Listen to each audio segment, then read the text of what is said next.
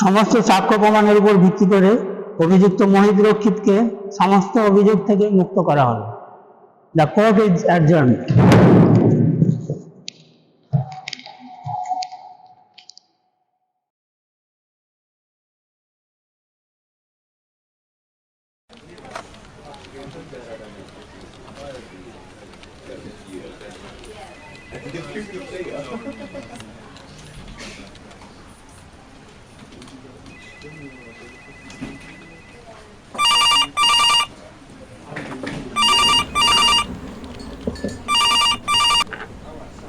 Hello, হ্যাঁ, কি খুন? কোথায়? আচ্ছা আচ্ছা, আসছি, আমি এখনই আসছি।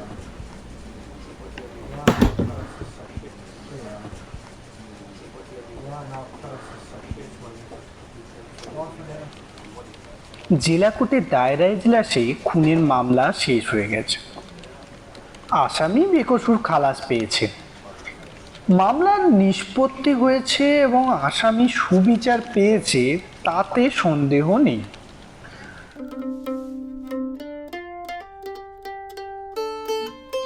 এলাকার এক ধনী এবং উচ্ছৃঙ্খল যুবক মোহিত রক্ষিত তার স্ত্রীকে খুন করে ফেরার হয়,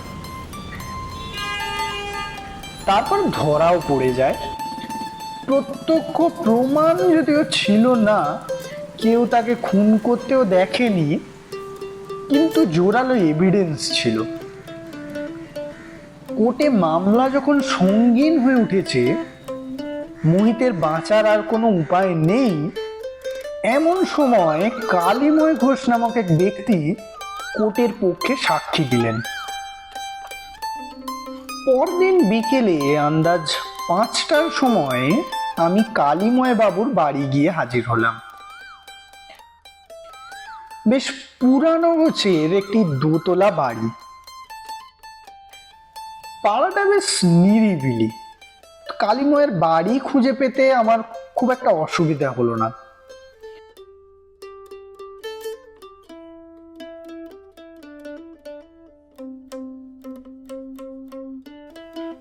বাড়িতে ঢুকেই দেখলাম কালীময় বারান্দায় বসে বড়শিতে সুতো বাঁধছে।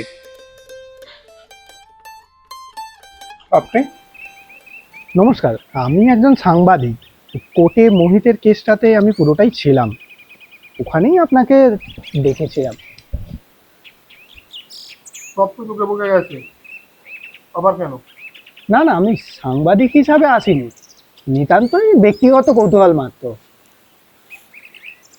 আপনার মতো চরিত্রবল ব্যক্তি আজকালকার দিনে খুব একটা দেখা যায় না। ওরকম একটা লম্পট দুশ্চরিত্রের জন্য আপনি... ওসব কথা ছাড়ুন, জানতে চান বলুন। আপনার স্ত্রী? সে পালিয়েছে। সে কি? কোথায়? কার সঙ্গে? জানি না, খোঁজও করিনি।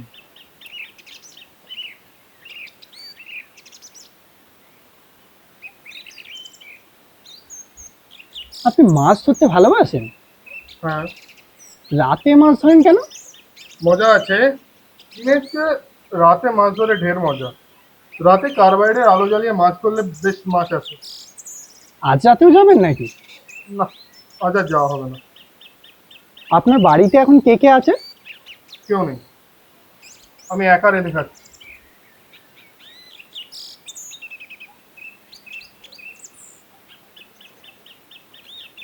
আচ্ছা, মোহিত রক্ষিত যে তার স্ত্রীকে খুন করেনি সেটা প্রমাণ হলো, কিন্তু খুনটা কে করেছে সেটা তো জানা গেল না।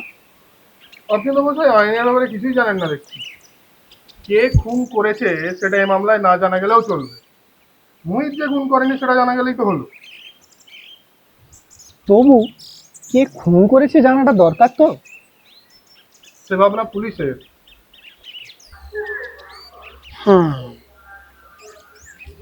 তা বটে। আপনি মদ খান? মদ? হ্যাঁ, মদ, হুইস্কি, ব্র্যান্ডি খান? মানে পরের পয়সা পেলে খাই আর কি। তবে আসুন।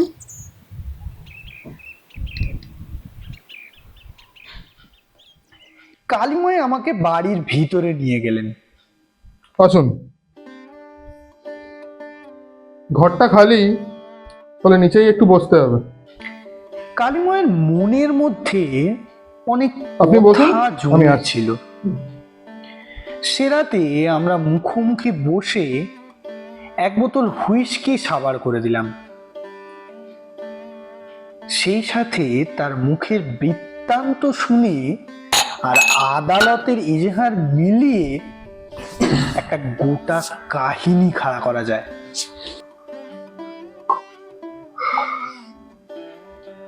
আমি এই জেলারই ছেলে।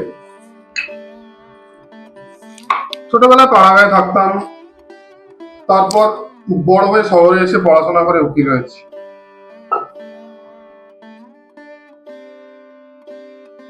গ্রামের জমি জমা বিক্রি করে এই বাড়িটা কিনে এখানে থাকতে শুরু করি। ওকালতিতে টাকা পয়সা সেরকম হয়নি, তবে জমি জরিপের কাজ করে অল্প স্বল্প উপার্জন হয়। কিছু জমানো টাকাও আছে, আর লগ্নি কারবারেও উপার্জন খারাপ হয় না। জানেন মশাই, মোটের উপর অবস্থা সচ্ছল।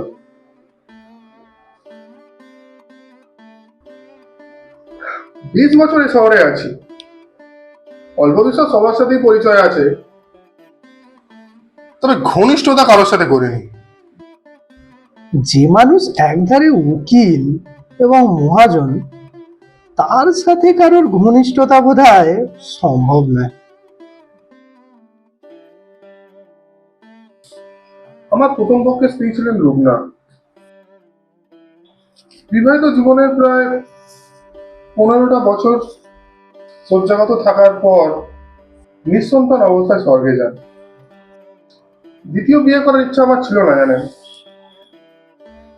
আমার এক দুঃসম্পর্কের বোন এসে আমাকে ধরলো।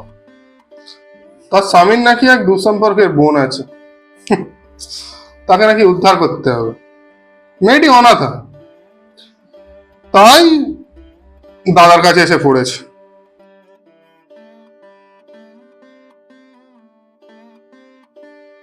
শেষমেশ দামিনীকে বিয়ে করলাম। দামিনী সাধারণ বিচারে দেখতে শুনতে ভালো, গুণের পরিচয় ক্রমে প্রকাশ পেতে লাগলো। ঘরের কাজ জানলেও সেদিকে ঠিক মন নেই। ভালো মানুষের মতো ঘরে থাকে ঠিকই, কিন্তু মন বাইরের দিকে পড়ে থাকে। সেরকমই একদিন এক সকালে, দামিনী, দামিনী, আমার জুতোটা দাও। দামিনী,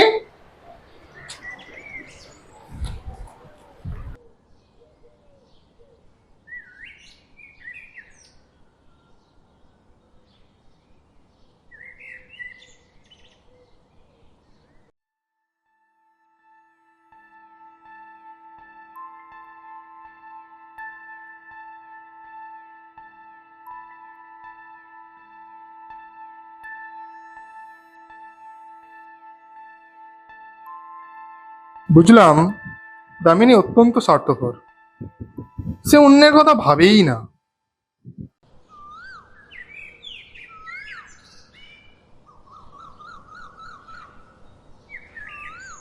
আরও একদিন দুপুরে আমি কোর্ট থেকে একটা ফাইল নিতে বাড়ি এসে দেখি দামিনী ডাক বাক্সে চিঠি ফেলছে। আমি জিজ্ঞেস করায় সে অস্বীকার করল।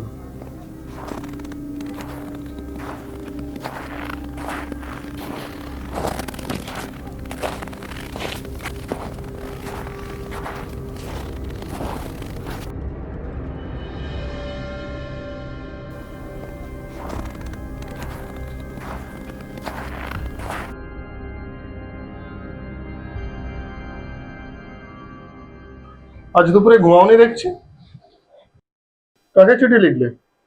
চিঠি? কই, আমি লিখিনি তো।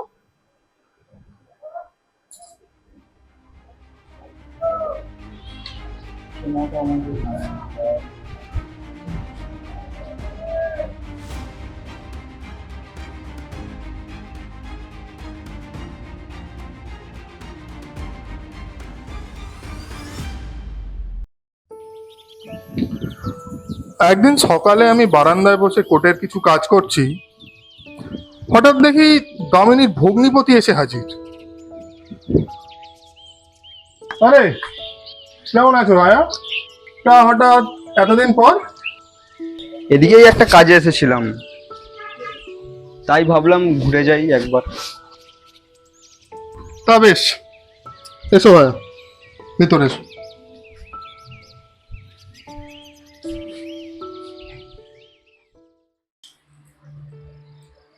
দুদিন কেটে গেল, তার ভগ্নিপতিও বাড়ি চলে গেল, কিন্তু সে যে কি কাজে এসেছিল সেটাই বুঝতে পারলাম না।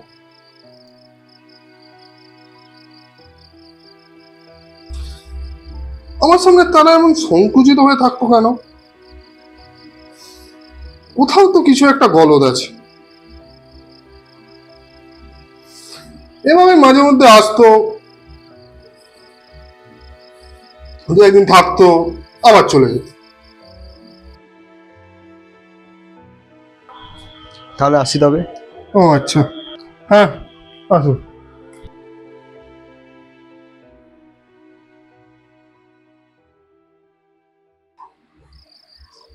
সে সারাদিন বাড়ি থেকে বেরই হতো না।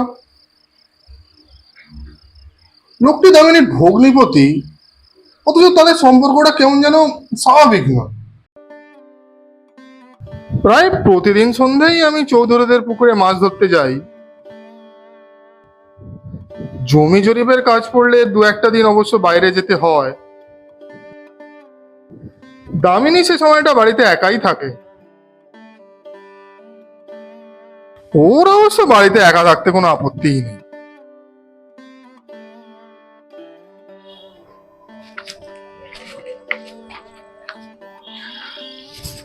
কালিদা, আরে মোহিত যে, বলো কি খবর?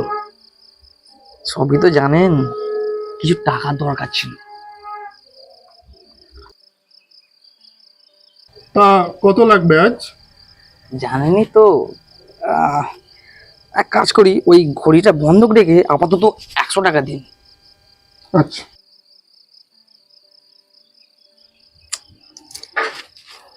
ধরো। হ্যাঁ, রাখুন রাখুন।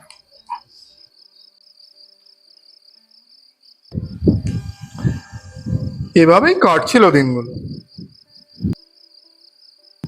মোহিত মাঝে মাঝে আসে আমার কাছে, এটা ওটা বন্ধক দিয়ে কিছু টাকা ধার নিয়ে যায়। মোহিত খুব ফুর্তি পাচ্ছে আর প্রচন্ড জুয়ারি। মাঝে মধ্যে বন্ধুদের সাথে নেশা ভাঙ করে বটে, কিন্তু নেশাখোর নয়।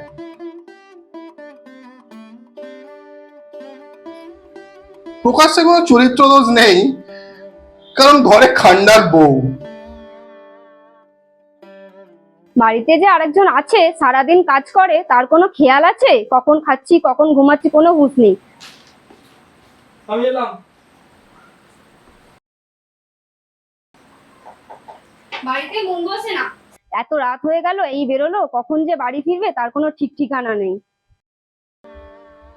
টাকা যে নিয়ে যেত সময় মতো পরিশোধ করতো। হ্যাঁ, হাতে টাকা এলেই দিয়ে যেত।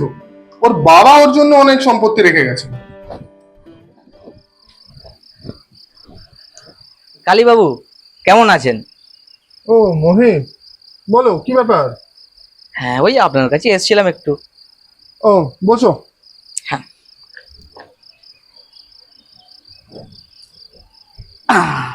তা বলো কি ব্যাপার? ওই আগের যে বাকি টাকাটা, ওটাই দিতে এসেছিলাম আপনাকে। ও আচ্ছা, তাহলে টাকা ধার করতে হতো কেন? ওর বাবা এমনই ব্যবস্থা করে গেছেন যে অল্প কিছু টাকা ছাড়া প্রতি মাসে ওর হাতে বেশি কিছু থাকতো না, তাই হাত টান পড়লেই আমার কাছে চলে আসতো। আমি মোহিতকে মনে মনে পছন্দই করতাম, কারণ জুয়াখোর হলেও সে মহাজনকে ফাঁকি দিত না। সেরকমই একদিন এক সকালে, দামিনী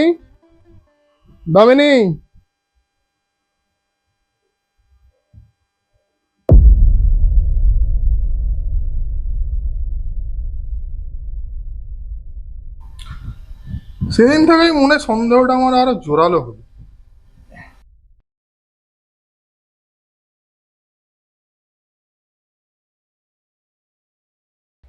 মনে মনে স্থির করলাম এই সন্দেহে দাঁড়ালে পুরে কোনো লাভ নেই, ধরতেই হবে। তারপর এই নষ্ট স্ত্রীলোককে দূর করতে হবে। হ্যাঁ, কেলেঙ্কারি হবে, শহরে কান পাতা দায় হবে, তা হোক।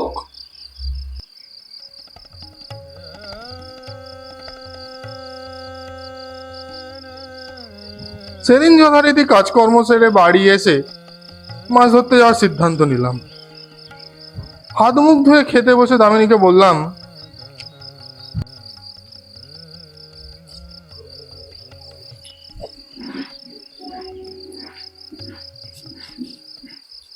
আজকে তো মাছ ধরতে যাবো। তাহলে তোমার রাতের খাবার তৈরি করি, ফিরতে কি দেরি হবে? না, ওই আমার হয় 12টা 1টা।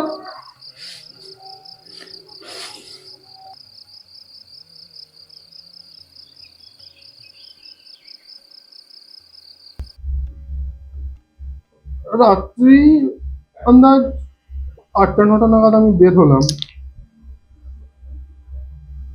থলিতে মাছ ধরার সরঞ্জাম, কার্বাইডের সাইকেল ল্যাম্প আর হাতে 1.5 ফুটের একটা লোহার রড। রাত্রে মাছ ধরতে গেলে এটা আমি সঙ্গেই রাখি। নির্জন স্থান, একাকী আত্মরক্ষার জন্য একটা কিছু থাকাই ভালো।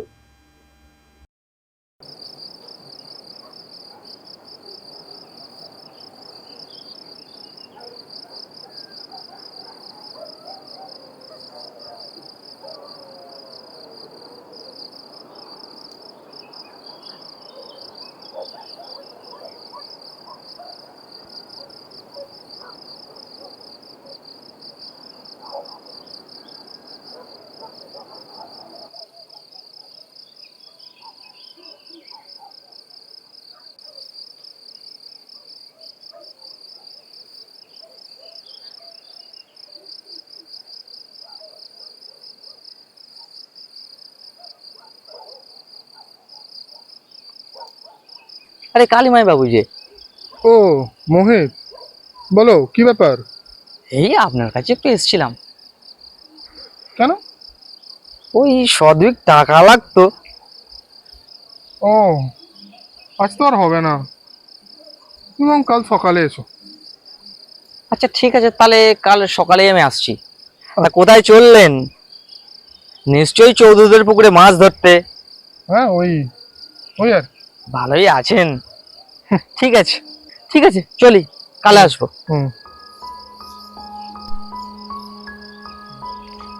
নিজের বাড়ির দিকে তো গেল না, নিশ্চয়ই জুয়ার আড্ডায় গেল।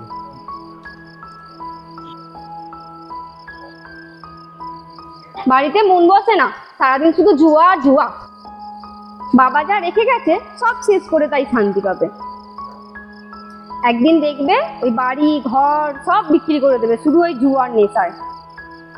মোহিতের স্ত্রী যুবতী, কিন্তু কি গলা আর কি মেজাজ! দুনিয়ায় কেউ কি বিয়ে করে সুখী হয়েছে? আমিও তো দুবার বিয়ে করলাম, প্রথমটা রুগ্না, দ্বিতীয়টা ভ্রষ্টা। লোকে বিয়ে করে কেন?